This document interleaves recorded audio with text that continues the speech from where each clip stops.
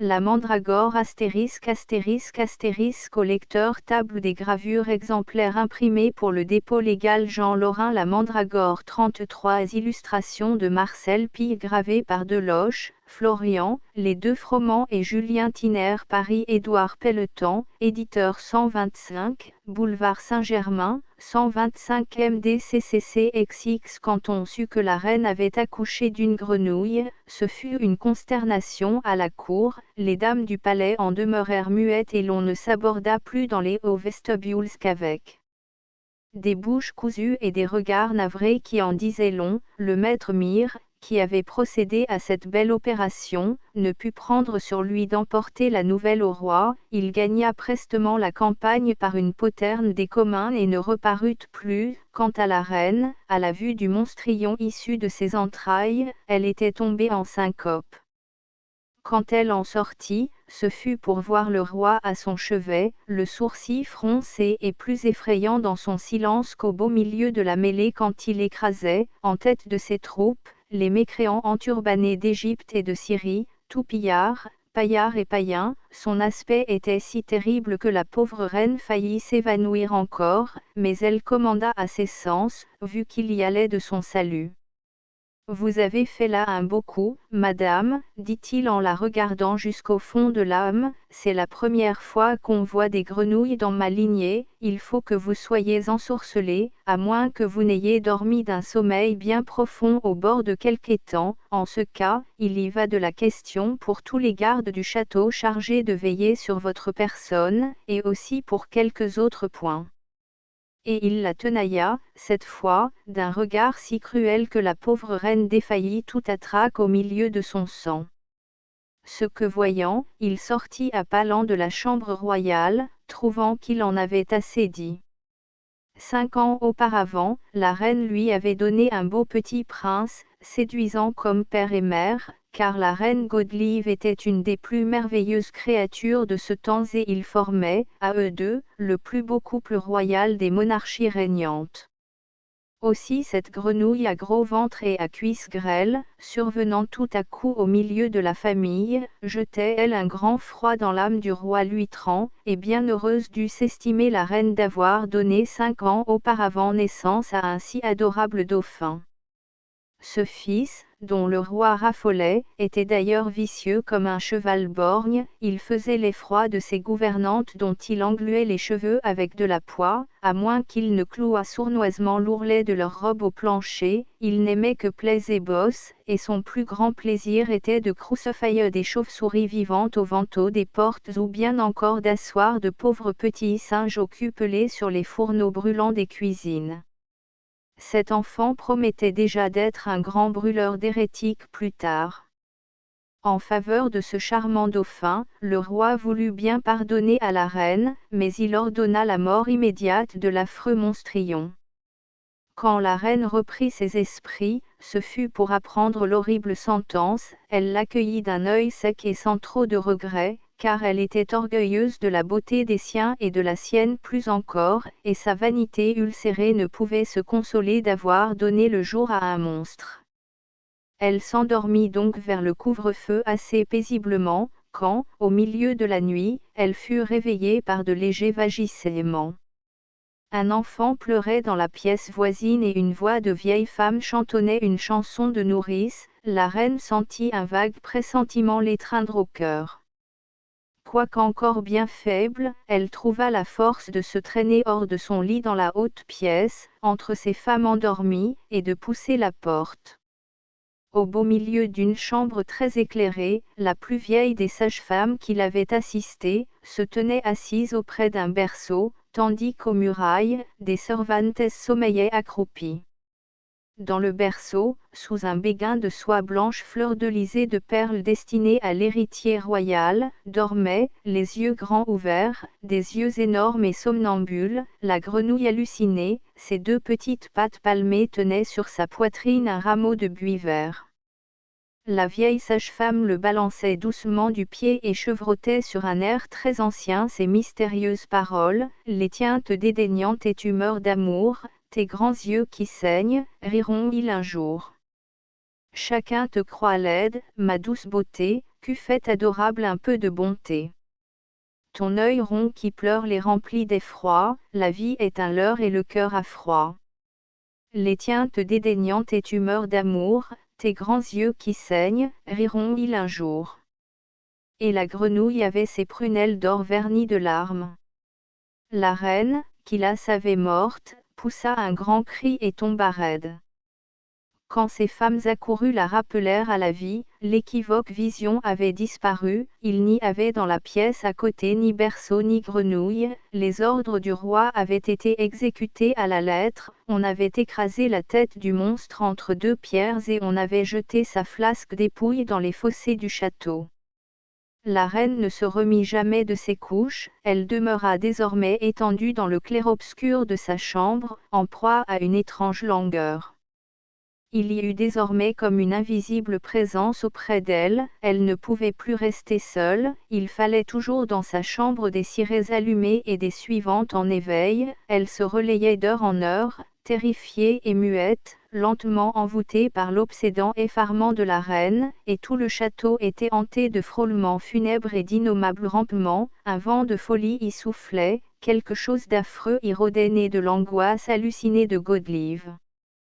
Parfois, elle se levait toute droite de sa chaise en poussant un grand cri, puis retombait, la sueur aux tempes, inerte, la nuit, d'équivoques cauchemars la visitaient. Tantôt elle se voyait répudiée par le roi et traversant à pas lents les rues désertes de sa ville, seule, abandonnée de tous et tenant par la main l'insidieuse grenouille déjà grande et vêtue comme une petite princesse, car dans tous ses rêves la grenouille était toujours là auprès d'elle et bien vivante, et dans ses rêves son horreur pour le monstre diminuait de jour en jour, ses gros yeux cerclés d'or avaient des prunelles si humaines, sa petite patte gluante et fraîche s'accrochait si tendrement à sa main. D'autres fois, elle se voyait transportée par des nuits sans lune et chaudes au milieu de plaines sinistres, où ondulaient des herbes pâles au pied de hauts gibets, alors un grand lévrier noir la suivait. Elle errait, pleine d'inquiétude, sous les lourds médrios des potences, une pestilence de charogne pesait dans l'atmosphère, et par la nuit sulfureuse rayée de lueurs d'orage, des vertèbres phosphorescentes transparaissaient, la grenouille s'était évanouie, et elle, reine exilée et déchue, rôdait, comme une louve, au pied des bois de justice pour y surprendre et déterrer l'effroyable racine qui croît au milieu des charniers, la mandragore, la racine obscène et velue, dont les fibrilles affectent la forme de membres grêles et tors écarquillés autour d'une tête de gnome, si l'on peut appeler gnome un ventre ballonné au sexe infâme et béant. Et elle, Godelieve, la reine répudiée du trône de Thuringe et la fille des rois de Courlande, elle, la reine très catholique et très chrétienne, errait à minuit dans ses solitudes, au milieu de ses mornes plaines, et l'œil aiguisé, anxieuse, s'arrêtait au pied de chaque potence où parfois quelque chose de tiède, comme une larme de cire, mais étrangement puante, lui tombait sur la joue. Et les hautes herbes blêmes comme des os de mort, bruissellaient doucement autour d'elle, si doucement qu'on eût dit des voix lointaines ou quelque obscur vagissement. Et des pieds de pendu se profilaient déchiquetés et noirs au niveau de ses tempes, parfois un gros orteil mou l'effleurait, l'odeur alors montait plus forte, et des battements d'ailes l'accueillaient dans la nuit, d'oiseaux de proie effarés qu'elle avait réveillés en passant. Et Godelieve continuait d'errer au milieu du charnier et de ses pestilencers, exténuée, défaillante mais hallucinée par son idée fixe et ranimée de minute en minute par l'affreux espoir qu'elle avait au cœur, et de sa main fébrile, elle cherchait le lévrier noir qui marchait dans son ombre et se rassurait en lui flattant les côtes, il était auprès d'elle, inquiet et flaireur, attiré comme elle au pied des gibets par l'horrible odeur, et parfois un bruit sourd de mâchoire avertissait la reine que le chien avait trouvé, lui, ce qu'il cherchait.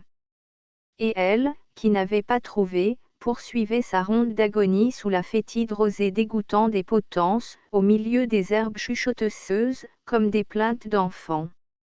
Et la reine, à travers l'oppression de son rêve, se souvenait, très lucide, quels rites atroces la Kabbale impose à qui veut s'emparer de la racine magique, attacher un chien vivant à une des fibres de la plante maudite et, tandis que l'animal garrotté se débat, déracinant à chaque mouvement un peu de l'herbe convoitée, le guetter sournoisement dans l'ombre pour, la mandragore à peine hors de terre, se précipiter sur la bête haletante et l'étriper à coups de couteau.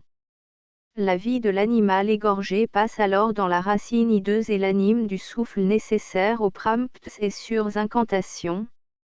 Et la reine s'éveillait, toute baignée de sueur froide, sachant parfaitement pourquoi un lévrier noir la suivait.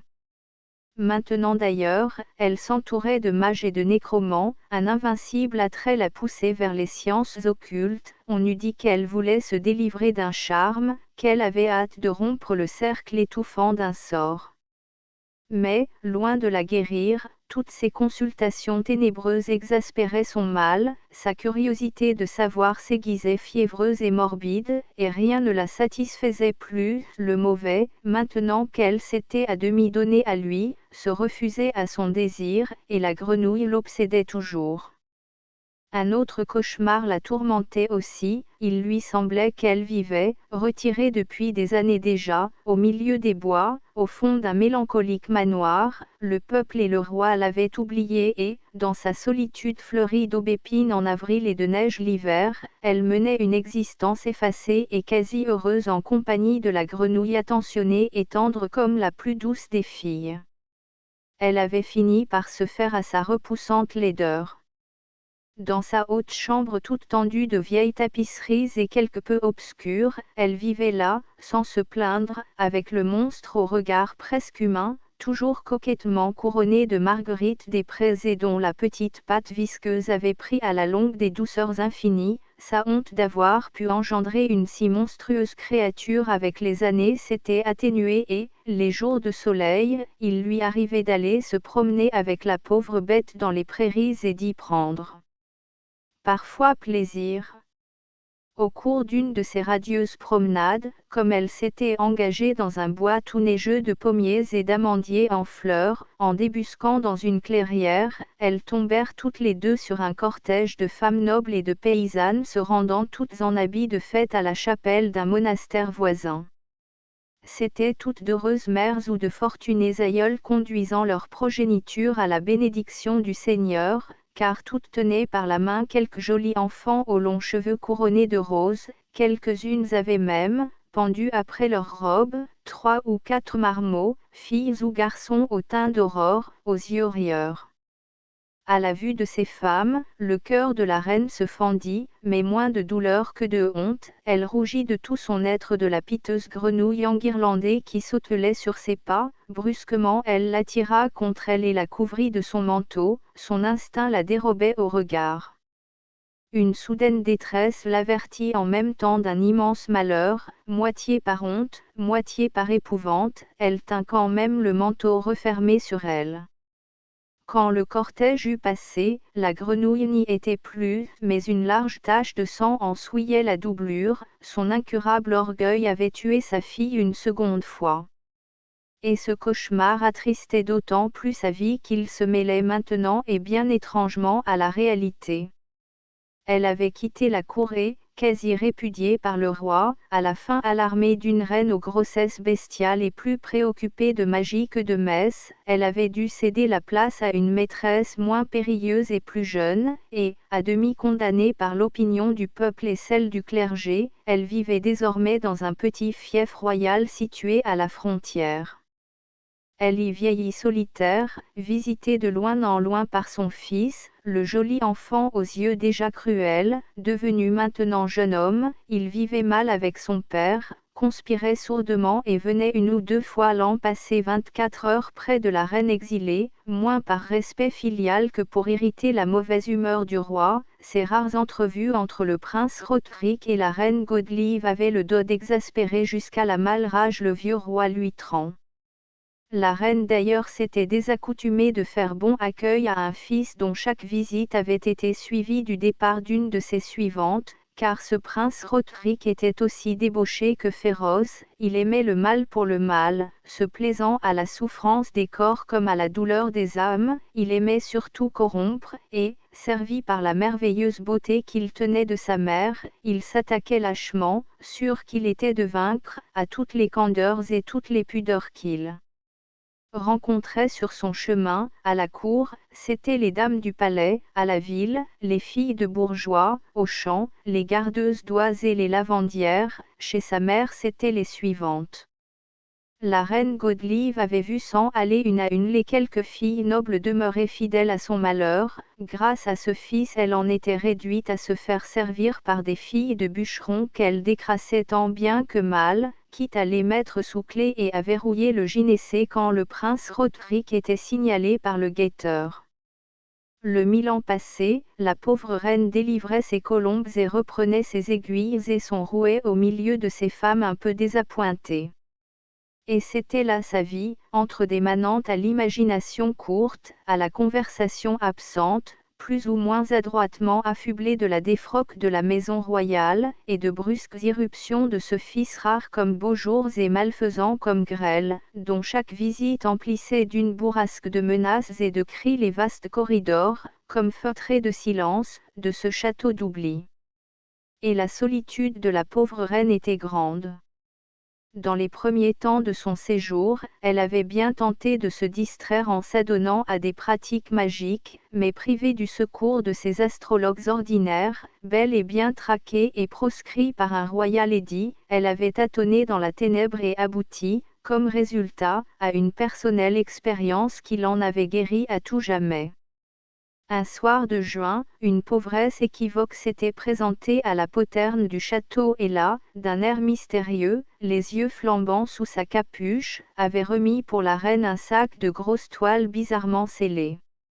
Si l'objet lui déplaît, avait ajouté la mendiante, la reine n'aura qu'à le faire remettre demain, à la nuit close, sur la 3e marche du calvaire de Rifauge, au carrefour des 3 routes.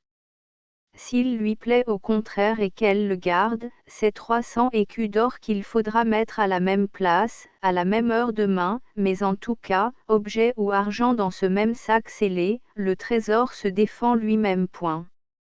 La reine avait gardé l'objet, c'était une sorte de racine fibreuse et velue, affectant la forme d'un crapaud monstrueux ou d'un enfant mort-né. Elle avait en frémissant reconnu une mandragore, la mandragore que de précédents songes lui avaient révélée. L'âme d'un mort habitait cette racine, elle le savait de source certaine et connaissait tous les rites prescrits pour cultiver cette âme et la développer. Dieu ou plutôt l'enfer lui rendait peut-être ainsi la présence réelle de la grenouille massacrée. Elle s'était donc livrée à la culture de la mandragore. Enfermée dans un bocal de verre sombre, la racine à forme humaine y flottait baignée dans un liquide sans nom, une tête de mort ricanait auprès et un grand sablier retourné d'heure en heure y versait le filet continu de son sable. Après une semaine, l'huile du liquide était devenue une sorte de boue rougeâtre couleur de sang. La nuit, la reine se levait pour exposer le bocal aux rayons de la lune, et le jour elle le gardait soigneusement loin de la clarté du soleil, dans un réduit obscur dont elle portait toujours sur elle la clé. 2 fois par semaine, d'étranges mendiants lui apportaient des herbes cueillies dans la campagne, et de jour en jour la tête de la mandragore s'arrondissait, comme des yeux se creusaient dans sa surface plane, et de petites mains palmées palpitaient visiblement au bout de ses fibres hideuses, le charme opérait. La nuit, la reine laissait la porte de sa chambre ouverte pour l'écouter dormir, car, la nuit, la mandragore, pendant le jour inerte, s'animait et ronflait comme un homme.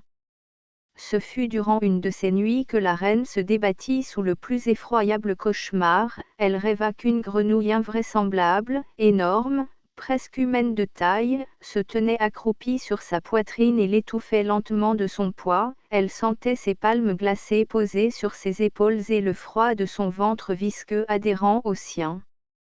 Le cauchemar dura des heures, elle ne s'éveilla qu'à l'aurore, mais le réveil valait le songe. La mandragore, toute gluante de son huile, s'était furtivement esquivée de son bocal et, blottie contre elle, l'étreignait de ses bras grêles, et sa bouche hideuse lui tétait un sein. Elle n'avait fait qu'un cri et, terrifiée d'horreur, avait saisi par un pied la racine membrue et l'avait jetée éperdument par la fenêtre. Elle était tombée en plein soleil dans l'eau miroitante des fossés. Le soir même, un enfant de paysan y était retrouvé noyé, ses petites mains liées dans la chevelure d'une racine inconnue dans le pays. La reine, depuis lors, s'occupait de prières et jamais de magie. Ces épreuves pourtant n'étaient pas près de finir. Un soir d'hiver, des cris et des torches et des rumeurs et des cliquetis d'armes à la porte du manoir. C'est le prince Roderick. Il demande le souper et le gîte pour lui et son escorte, mais, cette fois, son audace dépasse toutes les bornes. Il porte en croupe, derrière lui, une ribaude dont la robe de brocart luit étrangement dans la nuit, une ribaude, à moins que ce ne soit quelque fille enlevée et forcée, quelque proie de luxure pour laquelle il réclame alcéof tiède et souper fleuri. La reine, qui écoute son intendant lui rendre compte de la visite, en est toute blême dans sa haute stalle. Dehors, les chevaux s'ébrouent et les cavaliers s'impatientent. La reine, immobile et froide, ne peut se décider à donner l'ordre de lever la herse. La fille est blessée et mourante, elle a du sang partout, sur ses mains et sa robe, c'est un cercueil et un suaire que demande le prince bien plus que des draps et un lit point. La reine s'est levée toute droite, elle a donné précipitamment les ordres, a descendu l'escalier du donjon, le cœur en grande angoisse, et vient d'entrer dans la salle basse.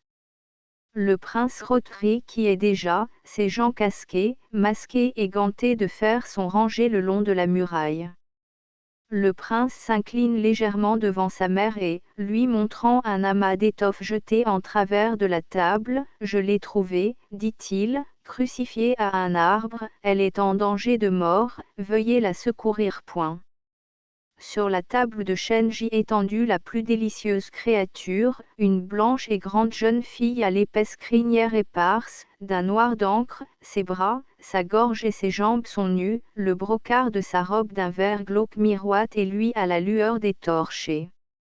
Immobile, les dents serrées, elle roule autour d'elle des regards d'épouvante, elle tient entre ses doigts crispés des mèches de ses cheveux dont elle essaie de couvrir sa gorge, mais les paumes de ses deux tristes mains saignent, cruellement trouées, et la chair de ses pieds nus saigne aussi, transpercée douloureusement.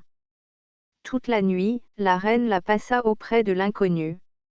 Elle avait lavé et bandé ses plaies, installé ce pauvre corps meurtri dans son propre lit, et la blessée, les yeux tout grands ouverts, l'avait regardé sans mot dire, sans un remerciement.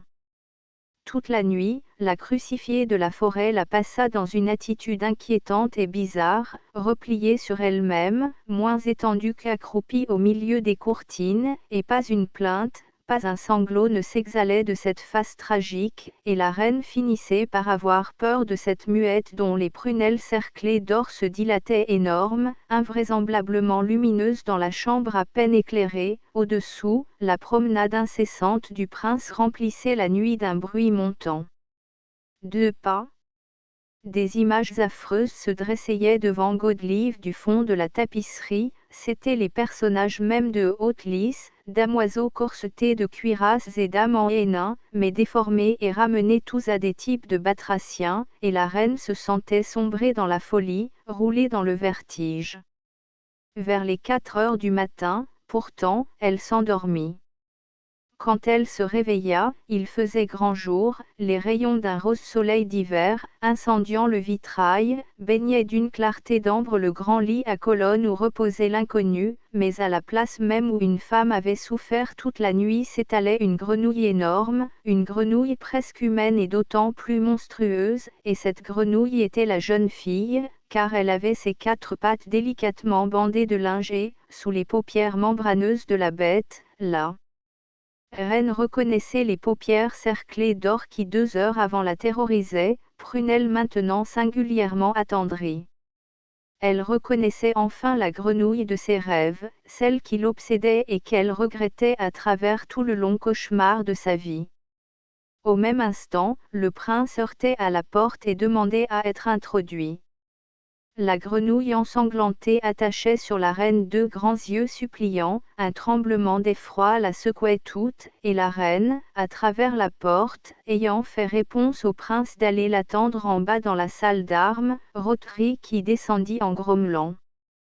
Là, devant tous les gens du prince assemblés et tous les servants du château, quand la reine, remémorant toute l'histoire de sa vie, eut raconté et ses couches affreuses et les douloureux cauchemars de ses nuits, ceux de ses relevailles et ceux de son exil jusqu'à la sinistre et récente épreuve de la mandragore, comme tous gardaient le silence en proie à l'horreur, et que Roderick, écumant de luxure, s'impatientait et ricanait, la reine, ayant fait à tous signe de la suivre, remontait à sa chambre, en ouvrait la porte grande et conduisait le prince auprès du lit. Et Roderick, étant entré, sentit ses cheveux se dresser sur sa tête, une sueur lourde perle à ses tempes, et Roderick avait peur de comprendre, car il avait reconnu, lui aussi, la grenouille, il l'avait poursuivie et traquée à cheval, et par dérision et férocité, une fois la bête prise, c'était lui-même qui l'avait crucifiée à ce tronc de bouleau où le monstre martyr saignait depuis un âne. Et, dans la pourpre rouillée de la forêt d'octobre, il revoyait le geste et l'inutile élan du monstre, quand parmi la fougère et la ronce, il l'avait fait cerner par ses chiens.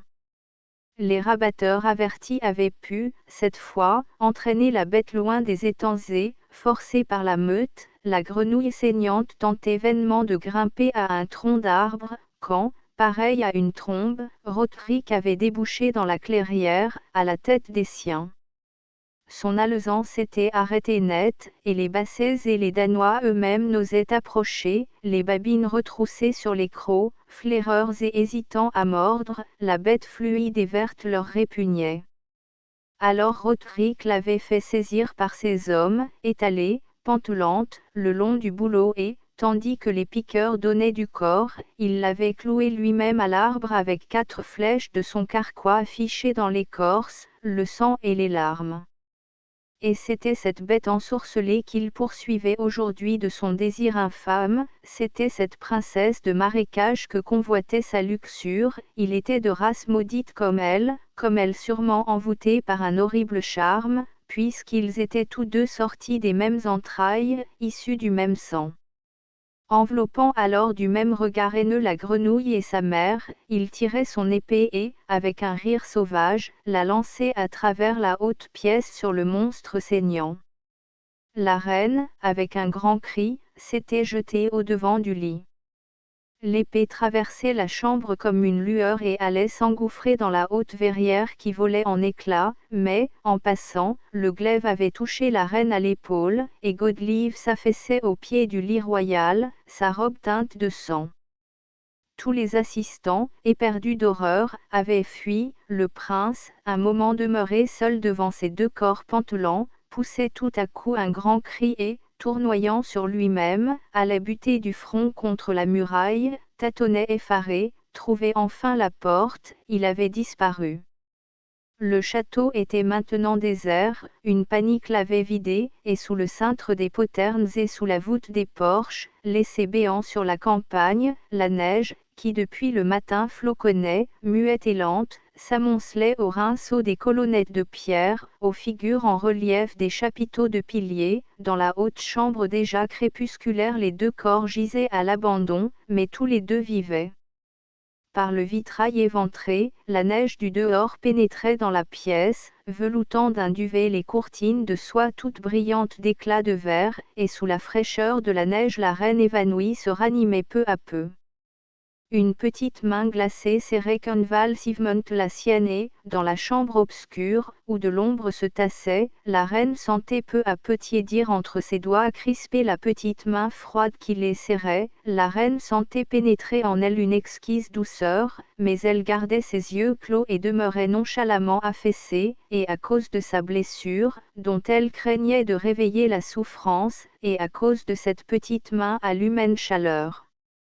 Et cela dura des heures ou des siècles, quand d'étranges petites voix lointaines, non, plutôt étouffées, la tirèrent doucement de sa torpeur, et ces voix disaient, la princesse Ranaïde va mourir. Et d'autres répondaient, la reine Godelive est-elle pardonnée? Et les voix reprenaient, le sang lave le sang. La souffrance absout, la douleur purifie. La neige est un doux linceul. Puis d'autres voix, comme sorties de l'épaisseur des murs, disaient dans un étrange colloque, les unes après les autres, c'est ainsi que l'orgueil d'une race s'expie. Le ciel est superbe. Le cœur des grands est dur. La pitié fleurit chez les humbles. Trop d'arrogance enfante les monstres, mais la neige est un doux linceul. Et, comme en un refrain, toutes les voix reprenaient, la princesse Ranaïde va mourir. Et dans la nuit de ses paupières la reine sommeillante revoyait toute sa vie, comprenait maintenant le sens de ses cauchemars, c'est la vie même qu'elle eût vécue et menée avec sa fille. Si elle avait su la défendre au berceau contre la mort, quels crimes et quels malheurs n'eût-elle pas évités? Mais des frôlements d'ailes vibraient doucement au-dessus de sa tête, des odeurs d'encens flottaient enivrantes, la caresse d'une petite main réchauffait la sienne, et la reine ne regrettait presque plus le passé. Tout à coup des sons de cloches chantèrent dans la nuit, un flocon de neige plus gros vint se poser sur son visage, et la reine ouvrit les yeux en se rappelant soudain qu'on était à la veille de Noël, elle regarda curieusement autour d'elle. La chambre était violemment éclairée, c'étaient partout des cierges, et tous étaient tenus par des loups, des renards, jusqu'à des taupes et des belettes, toutes bêtes des forêts curieusement rangées autour d'elle. Ça et là, dans leurs rangs, une silhouette se dressait, de bergers ou de bûcherons frileusement encapuchonnés, et bêtes et gens marmottaient des prières, et la reine ne s'en étonna pas, sachant que les bêtes parlaient la nuit de Noël. Sur le lit, la délicieuse créature de la veille, la blanche princesse Ranaïde agonisait, le sourire aux lèvres, la tapisserie tendue à la muraille représentait maintenant la nativité du Christ, par la porte ouverte, d'autres animaux arrivaient toujours. La reine Godelive sentit 2 larmes mouiller ses yeux secs, une petite main les essuya doucement, une voix d'enfant chuchota, « Ma mère ». On trouva le lendemain les 2 femmes mortes. Moine lisant le manuscrit de la Mandragore, gravure en 3 couleurs de Monsieur Froment fils. 3 frontispices, gravure en 4 couleurs de Monsieur Froment fils. 7 L'on ne s'aborda plus dans les hauts vestibules qu'avec des bouches cousues, gravure de Monsieur Froment fils. 9 Lettres ornées. Nourrice tenant une grenouille, gravure en 3 couleurs de Monsieur Froment fils. 9 Le maître Mire gagna prestement la campagne, gravure de Monsieur Deloche. 10 Vous avez fait là un beau coup, madame. Gravure de Monsieur Deloche. 11 Il faisait l'effroi de ses gouvernantes, gravure de Monsieur Florian. 13 La vieille sage-femme le balançait doucement, gravure de Monsieur Froment fils. 15 Ferrure et grenouille sur une feuille, gravure en 3 couleurs de Monsieur Froment fils. 16 Les ordres du roi avaient été exécutés à la lettre, gravure de Monsieur Julien Tiner. 17 Tantôt elle se voyait répudiée par le roi et traversant les rues désertes de la ville, gravure hors texte de Monsieur Froment père. 19 Et elle, reine exilée et déchue, rôdait comme une louve, gravure de Monsieur Froment père. 22 Et de sa main fébrile, elle cherchait le lévrier noir, gravure de Monsieur Froment fils. 23 Maintenant elle s'entourait de mages et de nécromants, gravure de Monsieur Julien Tiner. 25 Dans sa haute chambre toute tendue de vieilles tapisseries, gravure de Monsieur Froment fils. 27 C'était toute d'heureuse mère, gravure hors texte de Monsieur Deloche. 28 Quand le cortège eut passé, la grenouille n'y était plus, mais une large tache de sang, gravure de Monsieur Julien Tiner. 31 Chez sa mère c'étaient les suivantes gravures de Monsieur Froment fils. 33 Un soir de juin, une pauvresse équivoque, gravure de Monsieur Froment fils. 35 Enfermée dans un bocal de verre, la racine à forme humaine, gravure de Monsieur Deloche. 37 Et sa bouche hideuse lui était un sein, gravure de Monsieur Froment fils. 38 à un soir d'hiver, des cris et des torches et gravures hors texte de Monsieur Julien Thiner. 41 sur la table de chêne J étendue la plus délicieuse créature gravure de Monsieur E. Florian. 43 à la place même où une femme avait souffert s'étalait une grenouille gravure de Monsieur Julien Thiner. 45 là, devant tous les gens du prince assemblés gravure de Monsieur Deloche. 47 alors Roderick l'avait fait saisir par ses hommes gravure de Monsieur E. Froment fils. 49 il tirait son épée et, avec un rire sauvage, la lançait à travers la haute pièce gravure de Monsieur Julien Thiner. 50 par le vitrail éventré, la neige du dehors pénétrait gravure de Monsieur Deloche. 52 on était à la veille de Noël gravure de Monsieur Deloche. 55 cul de lampe. Le tombeau de la reine et de sa fille gravure de Monsieur Julien Thiner. 56 en tête de la table des gravures. Héros d'armes gravure en 3 couleurs de Monsieur E. Froment fils. 59 cul de lampe. Nain dans des rinceaux emportant le manuscrit de la mandragore gravure en 2 couleurs de Monsieur E. Froment fils. 62 les lettres et faux titres décorés ont été gravés par Monsieur E. Froment fils. Cette édition tirée à 153 exemplaires numérotés à la presse, en chiffres arabes astérisques, et 40 exemplaires de présent, en chiffres romains a été achevée d'imprimer le 10 mai 1899, sur les presses à bras de Lahure, Monsieur Ouivet étant prote des machines et Messieurs Marpon et Dupont Précieux. L'éditeur déclare rigoureusement exacts les chiffres de tirage énoncés ci-dessus, dont chaque exemplaire a été revêtu d'une remarque de sa main, certifiant son authenticité. Les bois des gravures ont été distribués aux premiers souscripteurs des exemplaires sur grand papier, sauf un destiné au musée des arts décoratifs. Astérisque se répartissant ainsi, 23 exemplaires in 4 dont 2 sur Ouattement, 15 sur Japon ancien et 6 sur Grand Vélin d'Arche. Étage 130 exemplaires in 8 au raisin, dont 20 sur Chine et 110 sur Vélin du Marais filigrané H. Il a été tiré en outre, 12 collections sur Chine d'épreuves monochromes et 16 collections d'épreuves d'artistes, dont 6 sur Japon ancien et 10 sur Chine. Au lecteur. Ce livre électronique reproduit intégralement le texte original, et l'orthographe d'origine a été conservée. Une seule erreur typographique a été corrigée, à la page 59, table des gravures, E. Froment fils, a été remplacée par Monsieur E. Froment fils, gravure en 4 couleurs de Monsieur E. Froment fils. Également, la ponctuation a fait l'objet de quelques corrections mineures. Les numéros de page ne sont pas montrés. Cliquez sur la partie supérieure d'une image pour en voir un agrandissement. Utilisez la flèche retour de votre navigateur pour retourner au texte. Astérisque astérisque astérisque End of the Project Gutenberg ebook La Mandragore astérisque astérisque astérisque Updated editions will replace the previous one. The all editions will be renamed.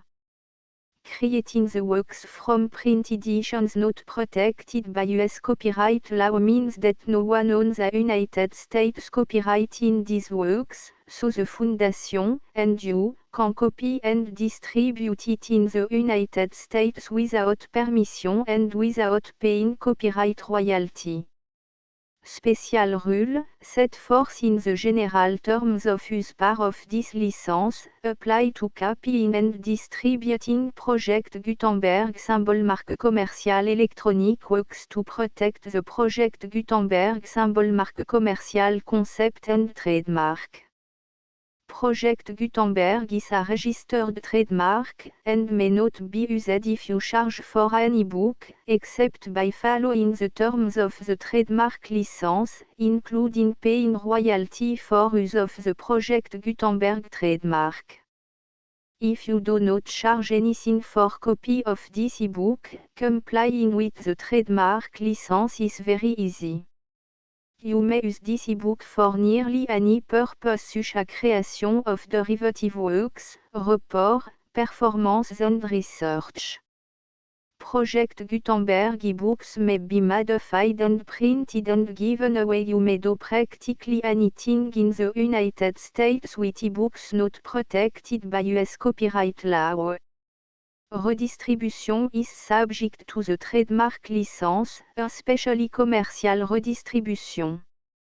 Start, full license. The full Project Gutenberg license. Please read this before you distribute or use this work to protect the Project Gutenberg symbol mark commercial mission of promoting the free distribution of electronic works, by using or distributing this work, or any other work associated in any way with the phrase Project Gutenberg. You agree to comply with all the terms of the full Project Gutenberg symbol mark commercial license available with this file or online at www.gutenberg.org/licence.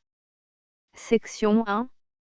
General Terms of Use and Redistributing Project Gutenberg symbol mark commercial electronic works. 1.a By reading or using any part of this Project Gutenberg symbol mark commercial electronic work, you indicate that you have read, understand, agree to and accept all the terms of this license and intellectual property, trademark/copyright, agreement. If you do not agree to abide by all the terms of this agreement, you must cease using and return or destroy all copy of Project Gutenberg symbol mark commercial electronic works in your possession. If you paid a fee for obtaining a copy of or access to a Project Gutenberg symbol mark commercial electronic work and you do not agree to be bound by the terms of this agreement, you may obtain a refund from the person or entity to whom you paid the fee as set forth in paragraph 1.e.8. 1.b Project Gutenberg is a registered trademark. It may only be used on or associated in any way with an electronic work by people who agree to be bound by the terms of this agreement. There are a few things that you can do with most Project Gutenberg symbol mark commercial electronic works even without complying with the full terms of this agreement. See paragraph 1.c below. There are a lot of things you can do with Project Gutenberg symbol mark commercial electronic works if you follow the terms of this agreement and help preserve free future access to Project Gutenberg symbol mark commercial electronic works. See paragraph 1.e below. 1.c. The Project Gutenberg Literary Archive Foundation, the Foundation or PGLAF, owns a compilation copyright in the collection of Project Gutenberg symbol mark commercial electronic works. Nearly all the individual works in the collection are in the public domain in the United States. If an individual work is unprotected by copyright law in the United States and you are located in the United States, we do not claim a right to prevent you from copying, distributing, performing, displaying or creating derivative works based on the work alone as all references to Project Gutenberg are removed. Of course, we hope that you will support the Project Gutenberg symbol mark commercial mission of promoting free access to electronic works by freely sharing Project Gutenberg symbol mark commercial works in compliance with the terms of this agreement for keeping the Project Gutenberg symbol mark commercial name associated with the work. You can easily comply with the terms of this agreement by keeping this work in the same format with its attached full Project Gutenberg symbol mark commercial license when you share it without charge with others. 1.d. The copyright laws of the place where you are located also govern what you can do with this work. Copyright laws in most countries are in a constant state of change. If you are outside the United States, Check the laws of your country in addition to the terms of this agreement before downloading, copying, displaying, performing, distributing or creating derivative works based on this work or any other project Gutenberg symbol marque commercial work. The Foundation makes no representations concerning the copyright status of any work in any country other than the United States. Unless you have removed all references to Project Gutenberg. 1.e.1. The following sentence, with active links to, or other immediate access to, the full Project Gutenberg symbol marque commercial license must appear prominently whenever any copy of a Project Gutenberg symbol marque commercial work, any work on which the phrase Project Gutenberg appears, or with which the phrase Project Gutenberg is associated, is accessed, displayed, performed, viewed, copied or distributed. This ebook is for the use of anyone anywhere in the United States and most other parts of the world at no cost and with almost no restriction whatsoever. You may copy it, give it away or reuse it under the terms of the Project Gutenberg license included with this ebook or online at www.gutenberg.org. If you are not located in the United States, you will have to check the laws of the country where you are located before using this ebook. 1.e.2. If an individual Project Gutenberg symbol marque commercial electronic work is derived from texts not protected by US copyright law, does not contain a notice indicating that it is posted with permission of the copyright holder, the work can be copied and distributed to anyone in the United States without paying any fees or charge. If you are redistributing or providing access to a work with the phrase Project Gutenberg associated with or appearing on the work, you must comply either with the requirements of paragraphs 1.e.1 through 1.e.7 or obtain permission for the use of the work and the Project Gutenberg symbol marque commercial trademark as set forth in paragraphs 1.e.8 or 1.e.9. 1.e.3.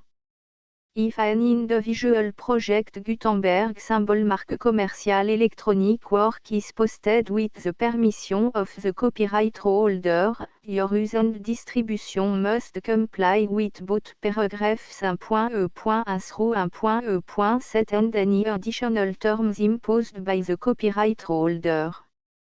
Additional terms will be linked to the Project Gutenberg symbol marque commercial license for all works posted with the permission of the copyright holder found at the beginning of this work. 1.e.4. Do not unlink or detach or remove the full Project Gutenberg symbol marque commercial license terms from this work, or any file containing a part of this work or any other work associated with Project Gutenberg symbol marque commercial. 1.e.5. Do not copy, display, perform, distribute or redistribute this electronic work, or any part of this electronic work, without permanently displaying the sentence set forth in paragraph 1.e.1 with active links or immediate access to the full terms of the Project Gutenberg symbol marque commercial license. 1.e.6. You may convert to and distribute this work in any binary, compressed, marked up, non-proprietary or proprietary form, including any word processing or hypertext form.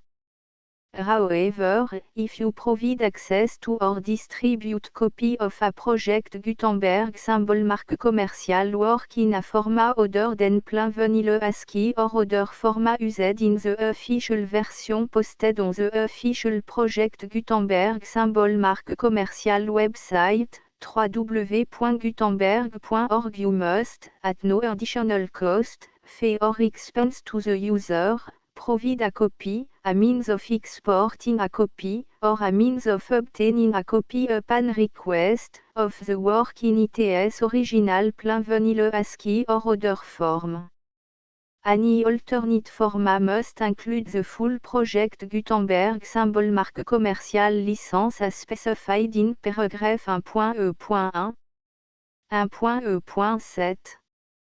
Do not charge a fee for access to, viewing, displaying, performing, copying or distributing any Project Gutenberg symbol marque commerciale works unless you comply with paragraph 1.e.8 or 1.e.9. 1.e.8. You may charge a reasonable fee for copy of or providing access to or distributing Project Gutenberg symbol marque commerciale electronic works provided that you pay a royalty fee of 20% of the gross profit you derive from the use of Project Gutenberg symbol marque commerciale works calculated using the method you already use to calculate your applicable tax. The fee is owed to the owner of the Project Gutenberg symbol marque commerciale trademark, BU et HAS agreed to donate royalty under this paragraph to the Project Gutenberg Literary Archive Foundation. Royalty payment must be paid within 60 days following each date on which you prepare, or are legally required to prepare, your periodic tax returns. Royalty payment should be clearly marked as sent to the Project Gutenberg Literary Archive Foundation at the address specified in section 4, Information à bout donation to the Project Gutenberg Literary Archive Foundation. You provide a full refund of any money paid by a user who notifies you in writing, or by email, within 30 days of receipt that // does not agree to the terms of the full Project Gutenberg symbol marque commerciale licence.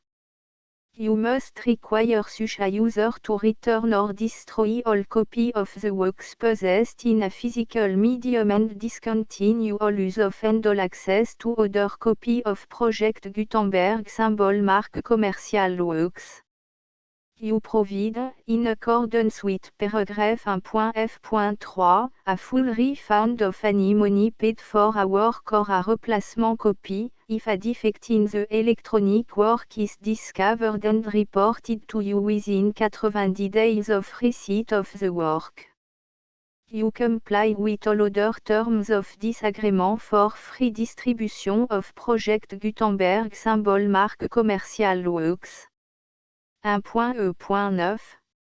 If you wish to charge a fee or distribute a Project Gutenberg symbol marque commerciale electronic work or group of works on different terms than are set forth in this agreement, you must obtain permission in writing from the Project Gutenberg Literary Archive Foundation, the manager of the Project Gutenberg symbol marque commerciale trademark. Contact the Foundation as set forth in section 3 below. 1.f.1.f.1 Project Gutenberg volunteers and employees expend considerable effort to identify, do copyright research on, transcribe and proofread works not protected by US copyright law in creating the Project Gutenberg symbol marque commerciale collection.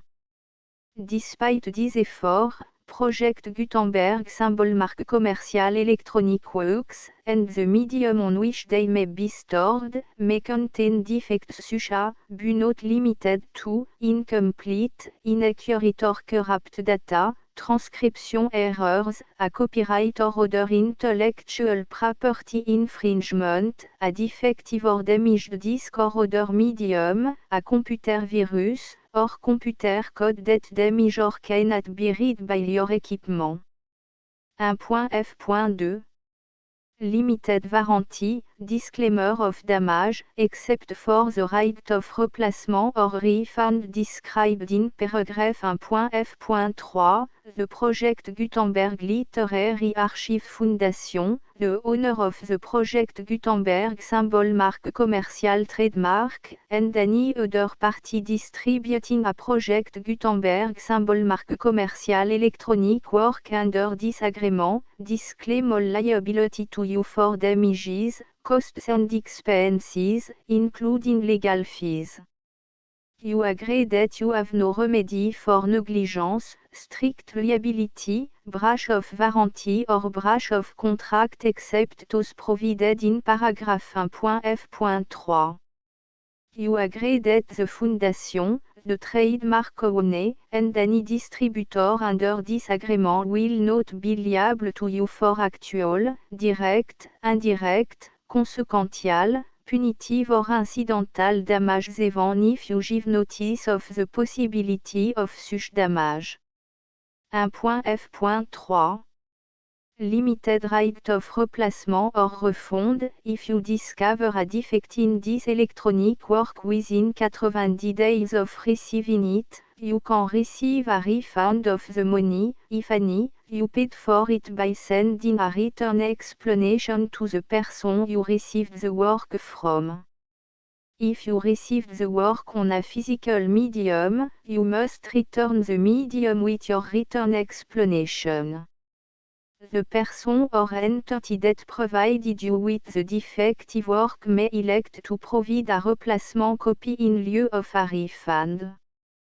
If you received the work electronically, the person or entity providing it to you may choose to give you a second opportunity to receive the work electronically in lieu of a refund. If the second copy is also defective, you may demand a refund in writing without further opportunities to fix the problem. 1.f.4 Except for the limited right of replacement or refund set forth in paragraph 1.f.3, this work is provided to you as, with no other warranties of any kind, express or implied, including but not limited to warranties of merchantability or fitness for any purpose. 1.f.5 Some states do not allow disclaimers of certain implied warranties or the exclusion or limitation of certain type of damages. If any disclaimer or limitation set forth in this agreement violates the law of the state applicable to this agreement, the agreement shall be interpreted to make the maximum disclaimer or limitation permitted by the applicable state law. The invalidity or unenforceability of any provision of this agreement shall not void the remaining provision. 1.f.6 Indemnity, you agree to indemnify and hold the Foundation, the trademark owner, any agent or employee of the Foundation, anyone providing copy of Project Gutenberg symbol mark commercial electronic works in accordance with this agreement, and any volunteers associated with the production, promotion and distribution of Project Gutenberg symbol mark commercial electronic works, harmless from all liability, costs and expenses, including legal fees, that arise directly or indirectly from any of the following which you do or cause to occur. A. Distribution of this or any Project Gutenberg symbol mark commercial work. B. Alteration, modification, or addition or deletions to any Project Gutenberg symbol mark commercial work. And C. Any defect you cause. Section 2. Information about the mission of Project Gutenberg symbol mark commercial. Project Gutenberg symbol mark commercial is synonymous with the free distribution of electronic works in format readable by the widest variety of computers including obsolete, old, middle-aged and new computers.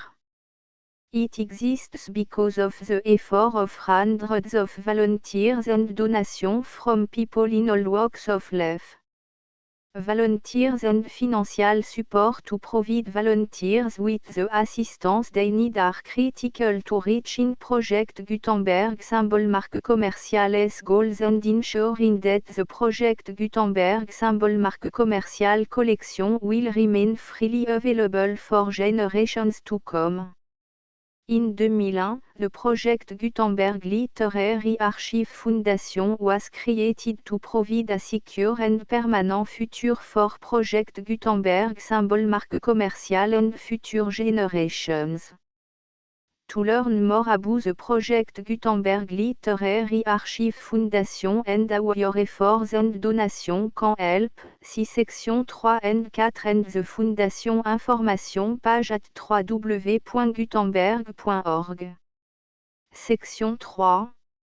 Information about the Project Gutenberg Literary Archive Foundation. The Project Gutenberg Literary Archive Foundation is a non-profit 501, c3, educational corporation organized under the laws of the state of Mississippi and granted tax-exempt status by the Internal Revenue Service.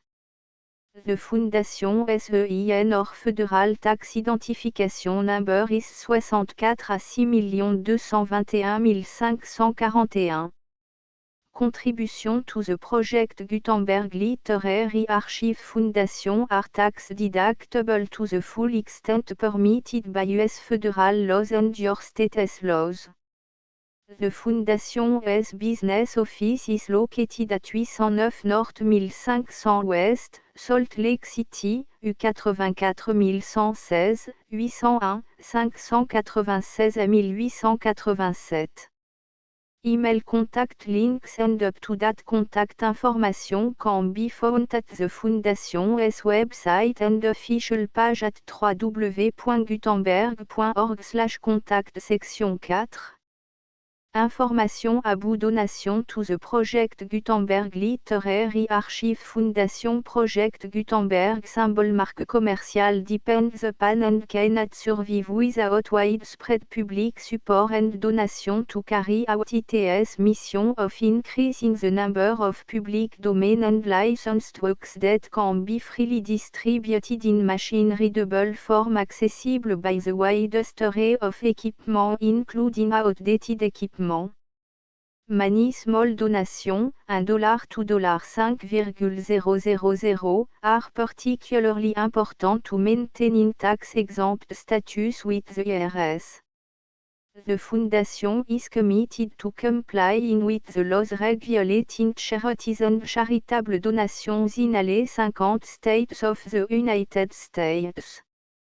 Compliance requirements are not uniform and it takes a considerable effort, much paperwork and money fees to meet and keep up with these requirements.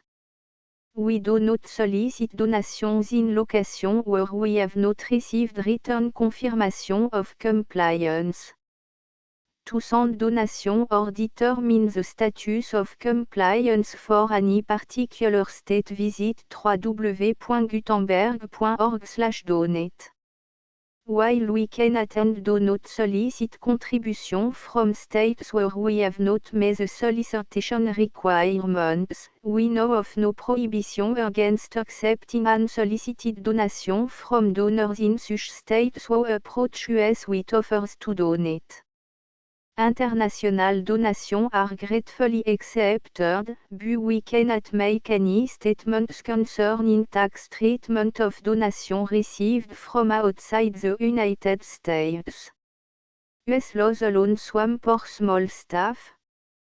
Please check the Project Gutenberg web page for current donation methods and addresses.